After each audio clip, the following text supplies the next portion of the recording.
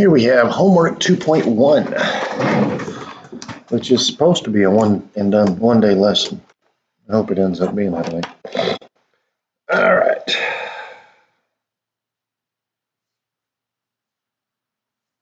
What do I want to do here? You know, the first four are pretty much all similar, so I'm just going to do one of them. Describe the transformation of the parent function f of x as x to the second.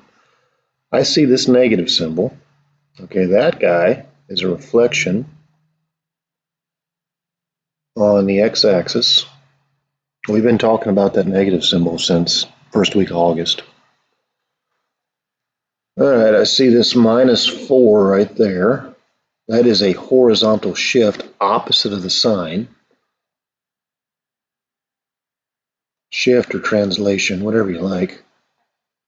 Horizontal translation, right 4. Notice it's right, not left. And then I got this +5, which is a vertical translation, up 5. All right, let's do one of these. I made these numbers up, so they're probably ugly as can be. Write the equation of each parabola in vertex form. The vertex form is a times x minus h, quantity squared plus k. So I'm going to write that down. I'm going to plug into this guy right here. Let's see here. The vertex gives me h and k, and this gives me an x and a y. So where y is I get a 5. I don't know what a is. Where x is, I get a 3. Where h is, I get a 1. That's all squared. And then plus k, which is also 3. All right.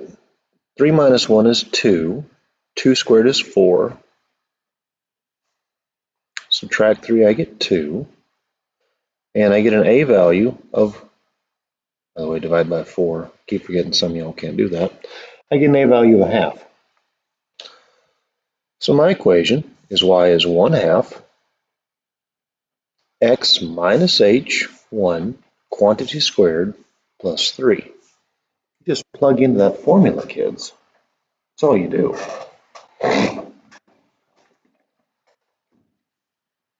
All right.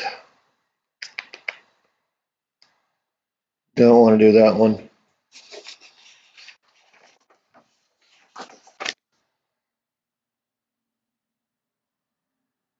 There was supposed to be 2 of these.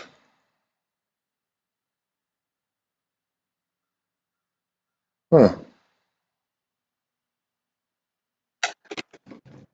Just pause this for a second. There was supposed to be 2 of those. All right, so I had to go back and do some editing here. She wasn't what I thought it was. Domestic terrorist throws a TP roll from height of 2 feet.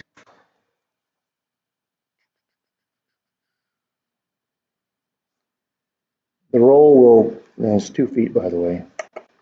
2 foot. And we're missing something. That needs to be added in. He, she is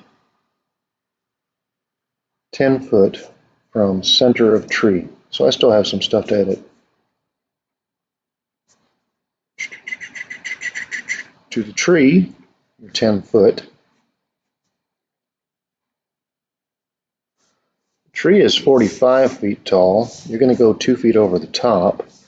If you think about your little domestic terrorist being at 0, 0, you are going to be at 1047. 2 plus 45 is 47. You're 10 feet from the center. You throw your little roll of toilet paper, and it hits the ground somewhere over here. All right, we do know that this is going to be 0 because it's 0 feet off the ground. But there's your diagram. We're supposed to write the equation of this domestic act of terrorism in vertex form. Now, the roll of paper is actually, it's probably at something like 1, 2, but we're going to kind of assume it's 0, 2.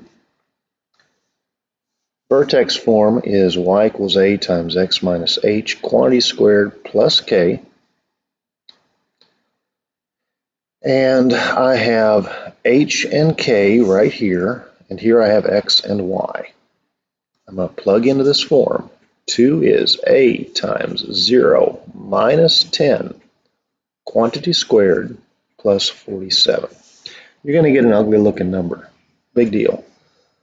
We're going to subtract 47. That's going to give us negative 45. 10 squared is 100, so 100a. We divide through by 100, so a is negative 45 over 100, which reduces down to negative 9/20. Now all I got to do is take that and put it right there. Y is negative 9/20 of x minus 10 quantity squared plus 47. And there's my equation in vertex form. Standard form. To square a quantity, you literally write it twice. There are a high number of you juniors who can't do that. We're going to draw a little rainbow here, little arrows. Negative 9 over 20, x times x is x squared. Take away 10x, take away 10 more, plus 100, close the parentheses, plus 47. The reason I have to close the parentheses is because this all still has to be put together and multiplied by a negative 9/20. Negative 9 over 20, x squared minus 20x plus 100. You cannot add 47 yet because you have not yet distributed that in. So we negative 9/20 of x squared. The 20s cancel, the negatives cancel, plus 9x. 100 over 20 is 5, minus 45, and then plus 47. And then I can clean it up one last bit. Y equals negative 9/20 of x to the second plus 9x minus, sorry, not minus 2, plus 2. Notice that plus 2? That was the y-intercept. All right, according to your rat model, how many feet from the terrorist will the TP roll land? What I want to do is I want to find this x coordinate. I know the y value is 0, so I just put that there. This is 0 equals negative 9/20 of x squared plus 9x plus 2. It's not going to be a pretty answer. It's just not. So I'm going to sing you a little song because I don't think this thing factors. I'd be surprised if it did. I'm going to sing you x equals negative b plus or minus square root b squared minus 4ac all over 2a. What I just sang you was the quadratic formula. X equals negative b plus or minus square root b squared minus 4ac all over 2a. This is a, this is b, this is c. Plug in. All you do is you plug in. All right, so opposite b would be a negative 9 plus or minus square root 9 squared minus 4, because that's in the formula, times a, which is negative 9/20, times c, which is 2. And it's all sitting pretty over twice a. There's your setup. You crank out the numbers, and you'll get an answer. You will.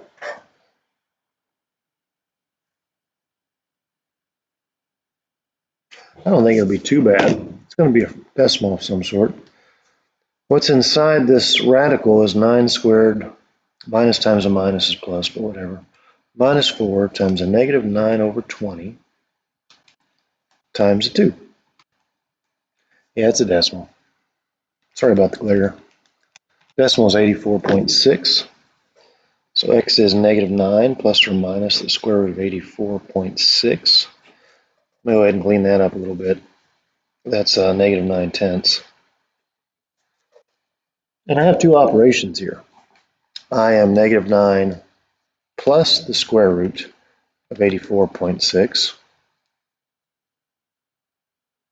which is about 0.19. Can I convert that to a fraction? Now, 0.1978, still divided by a negative 9/10. Change that to a decimal, by the way. Or I have negative 9 minus the square root of 84.6, which is negative 18.1978, also divided by a negative 0.9.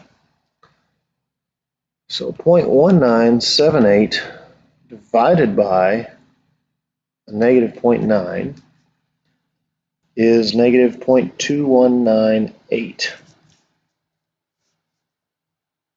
That's called extraneous.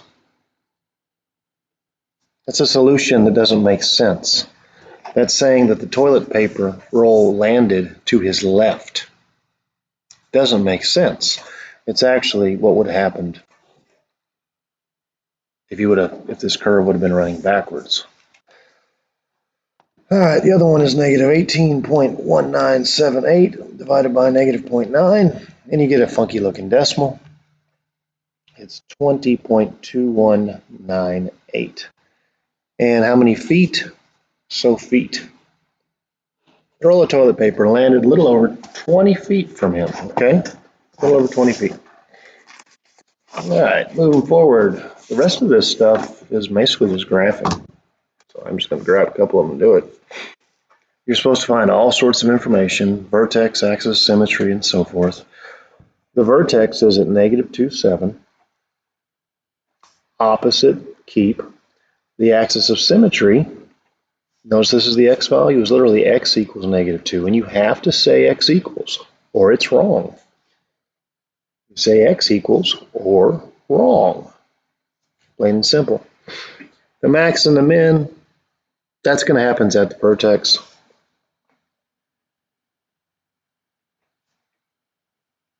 Either one of them do. We'll graph it and see what it looks like.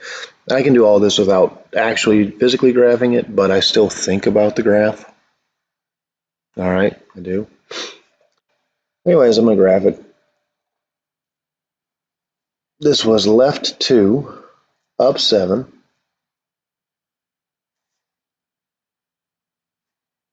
She opens down, and she's going to fall 1 and run 1 because there's an understood negative 1 in front of that thing.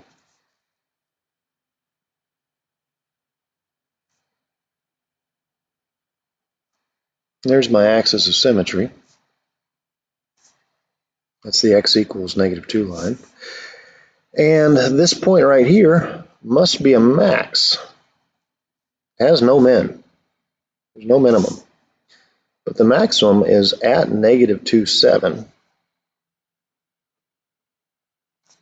And its value is 7. Because it's a y value. Domain runs left forever, runs right forever, negative infinity to infinity. Range, negative infinity all the way up to 7.